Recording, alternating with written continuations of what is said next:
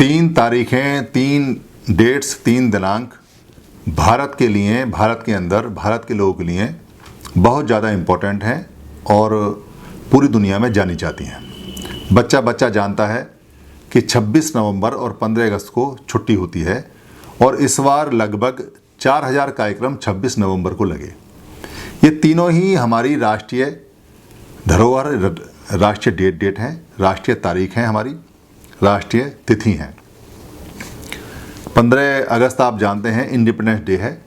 उस दिन भारत से जो अंग्रेज़ लोग थे वो चले गए और भारत का जो पावर का ट्रांसफ़र भारत के लोगों के लिए हो गया। दूसरा आप जानते हैं 26 नवंबर को कॉन्स्टिट्यूशन डे बोलते हैं। उस दिन भारत का जो संविधान है, कॉन्स्टिट्यूशन है, वो अधिग्रहण हुआ था और वो कंप्लीट हुआ था, उसकी सेरेमनी है और इस बार लगभग 4000 लोगों ने पूरे देश में ये मनाई। तीसरा जो है वो 26 नवंबर है, 26 जनवरी हमारा रिपब्लिकन डे है, डेमोक्रेटिक डे है। ये रिपब्लिकन डे और डेमोक्रेटिक डे को बहुत कम लोग समझ पाते हैं कि बेसिकली है क्या, और अनपढ़ और जो गांव के लोग हैं उनको तो पता ही नहीं चल पाता कि ये रिपब्लिकन डे या डेमोक्रेटिक डे है क्या। ये जो हमारा लोकतांत्रिक या गणतंत्र दिवस है ये है क्या। और इतना सबको याद रहता है कि 26 जनवरी की छुट्टी है और एक दिल्ली में राजपथ पर राष्ट्रीय कार्यक्रम सबसे बड़ा, जिसमें परेड निकलती है और जहां सेना का सशक्त प्रदर्शन होता है और भी चीज़ों का प्रदर्शन होता है और कोई ना कोई विदेशी मेहमान भी आता है और वहां लोग और बच्चे बहुत आते हैं, जो टीवी वगैरह पर अक्सर दिखाई जाती है बचपन की यादों में। या बहुत ज़्यादा होगा तो किसी चौराहे पे कोई नेता या किसी स्कूल में कहीं दो लड्डू एक झंडा फहराते हैं और मोस्टली अस्पताल में या सरकारी बिल्डिंगों पे झंडा फहराते हैं। ये कार्यक्रम 26 जनवरी का, रिपब्लिकन डे का, गणतंत्र दिवस का मनाया जाता है। आप ध्यान से अगर देखेंगे तो ये सारे कार्यक्रम लगभग सरकारी कार्यक्रम हैं, यानी सरकार इसको मनाती है। और इसका बहुत मज़ेदार और दूसरा पहलू है वो ये है कि पब्लिक की भागीदारी इसमें नहीं है। यानी पब्लिक 26 जनवरी को अस्पताल बंद, बाजार बंद, ऑफिस बंद, सड़कें बंद, स्कूल बंद, पूरा भारत लगभग बंद होता है और लोग छुट्टी एंजॉय कर रहे होते हैं, मगर 26 जनवरी को मनाता कोई नहीं है, सिर्फ छुट्टी मनाते हैं। क्योंकि सरकार मनाती है, इसलिए मान लिया कि भाई सरकार ने मना लिया तो हमारी जिम्मेदारी मनाने की ख़त्म हो गई।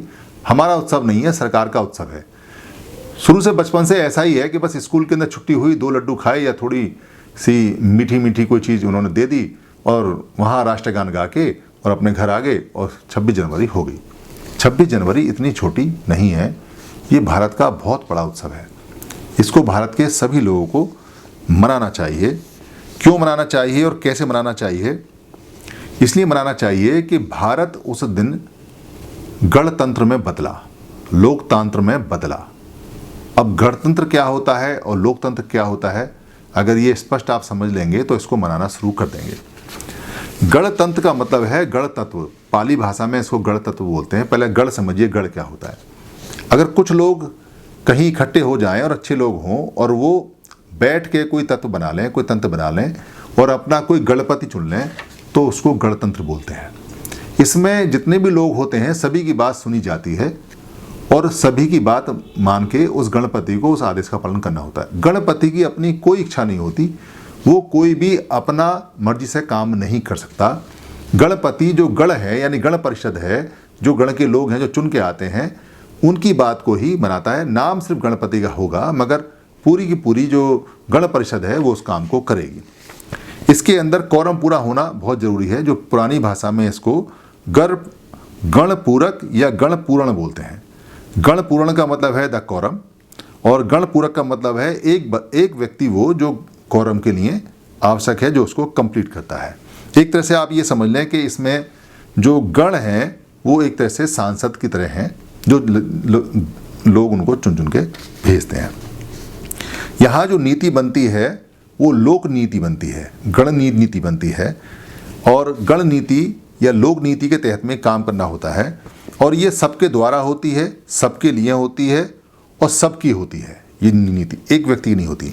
इसके उलट जो नीतियाँ होती हैं उनको बोलते हैं राजनीति। यानी कि एक गण नीति हो गई जो गणतंत्र के लोगों के लिए होती है, एक हो गई राजनीति।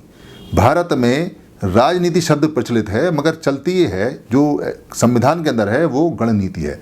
लोग अभी इसको जबान पर नहीं लेके आए, क्योंकि राजा लोग नहीं चाहते कि उन लोगों को ये पता चले कि अब गणनीति का ज़माना है।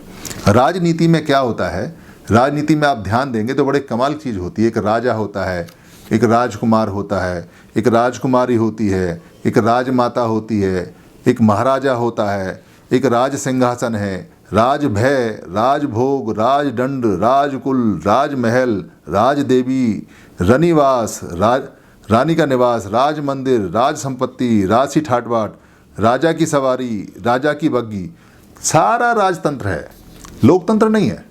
सब जहाँ राज जुड़ गया वहाँ पब्लिक खत्म हो गई और व्यक्ति विशेष आ गया। इसलिए ये बहुत ज़रूरी है, क्योंकि इसमें गणतंत्र में एक व्यक्ति की पॉलिसी नहीं चल सकती है, सिंगल यानी ऑटोक्रेसी नहीं चलेगी इसके अंदर तानाशाही नहीं चलेगी, डेमोक्रेसी नहीं चलेगी। इसके अंदर पब्लिक की जो रिपब्लिक है, जो डेमोक्रेटिक है, जो पॉलिसी भारत की है, जो गणतंत्र की पॉलिसी है, लोगों की पॉलिसी है, लोक नीति है, वही चलेगी। राजनीति में राजा की इच्छा के ऊपर देश होता है। उसकी इच्छा खराब हो गई तो गलत डिसीजन हो गया, उसकी इच्छा अच्छी हो गई तो ठीक हो गया। उसका मन किया कि कुछ लोगों को फ़ायदा पहुंचाएगा तो पहुंचा दिया, उसका मन किया कि कुछ ना करे तो कुछ नहीं करेगा, उसका मन किया काम नहीं करना तो नहीं करेगा। मगर लोक नीति में, गण नीति में पूरा सिस्टम काम करता है। 1, 2, 10 व्यक्ति अगर आए या चले जाएं, गण नीति में, लोकतंत्र नीति में, गणतंत्र में इसका फर्क नहीं पड़ता। गण नीति के अंदर जो गणों को चुना जाता है, उसके बाद में वो अपना एक गणपति चुनते हैं, तो सत्ता जो रहती है, पावर जो रहती है डिसीजन की, वो जो सांसद हैं यानी जो गण हैं उनके हाथ में रहती है, परिषद के हाथ में रहती है।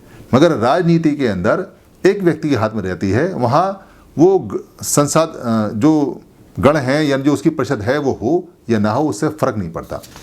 इसलिए भारत में जो राजशाही यानी रानीशाही का निवाह वो चलता था, यहाँ जो ब्रिटेन की महारानी थी उनका जो रूल चलता था, उस रूल को ख़त्म करके यहाँ गणतंत्र लेके आए। अब यहाँ जो संसद में 700 750 जो लोग बैठे होते हैं वो प्रधान होते हैं, वो अपना गणपति चुनते हैं, हम सांसद को चुनते हैं। मगर फिर भी आम भाषा में, बोलचाल में इसको राजनीति के नाम से जाना जाता है, क्योंकि ये जबान पे आया हुआ है। इसको गण नीति के नाम से नहीं बोला जाता। बेशक हमको इसको गण नीति के नाम से बोलना चाहिए, क्योंकि ये गणतंत्र है और गणतंत्र पे कम से कम इसको हम ठीक कर लें शब्द को, क्योंकि राजनीति हमारे लिए ठीक नहीं है। राजनीति में पब्लिक की रेस्पॉन्सिबिलिटी नहीं होती, गण नीति में पब्लिक पूरी रेस्पॉन्सिबल होती है, क्योंकि वो सारे काम अपने लिए करती है, बड़े मन से करती है। गण नीति में जो देश होता है वो पब्लिक का होता है, लोगों का होता है। राजनीति में जो देश होता है वो राजा का होता है, उसका अधिकार होता है। राजनीति में जो जनता होती है वो गुलाम होती है, गण नीति में जनता होती है वो मालिक होती है। गण नीति में जितने भी काम होते हैं वो सबके फ़ायदे के लिए होते हैं। राजनीति में जितने फ़ायदे होते हैं वो राजा के लिए होते हैं या राजा के परिवार के लिए होते हैं, और किसी के लिए नहीं होते। इसलिए इसको बहुत अच्छी तरह से समझना चाहिए।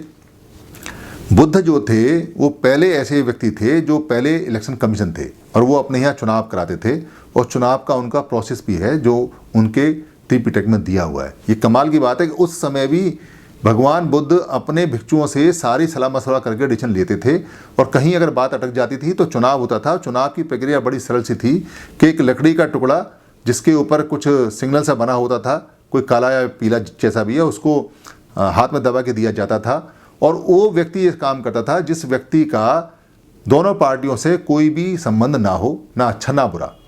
और वो कहते थे कि अगर आप इसके पक्ष में हैं तो ये वाला दिखाएं, और अगर इसके पक्ष में है तो ये वाला दिखाएं। ऐसे करके चुनावी प्रक्रिया उस समय की हुआ करती थी।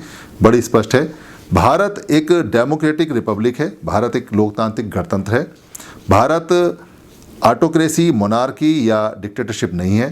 भारत एक व्यक्ति के द्वारा, राजा के द्वारा मनमाना नहीं चलाया जा सकता, क्योंकि इसके अंदर आपातकाल का भी है। यानी भारत का जो संविधान है उसके अंदर अगर आपको तानाशाही चलानी है, ऑटोक्रेसी चलानी है, मोनार्की चलानी है, तो लोकतंत्र के तहत ही आप चला सकते हैं। यानी कि लोकतंत्र भी रहेगा, और आपको अगर कोई लगता है कि इमरजेंसी आ गई तो आप आपातकाल का भी इस्तेमाल कर सकते हैं। ये बड़ी खूबसूरत सी बात है कि लोकतंत्र के अंदर भी एक डेमोक्रेटिक पार्ट छोटा सा दिया हुआ है, इन केस अगर कभी स्थिति हाथ से जाए। इसलिए हमें स्पष्ट रूप से इसको करना चाहिए, और हमें इस गणतंत्र के मौके पे सबको संविधान बताना चाहिए, पढ़ाना चाहिए, पढ़ना चाहिए।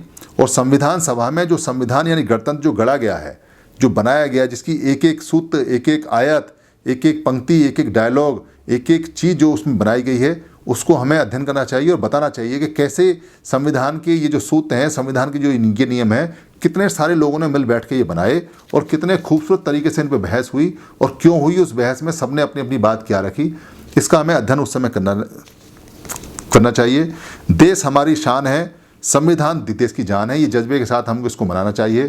पिकनिक मनाएं, पतंग उड़ाएं, स्पोर्ट्स का काम करें, डांस करें, म्यूजिक ग्रुप करें, जय भारत करें, जय भारतवासी करें, जय गणतंत्र करें। धन्यवाद।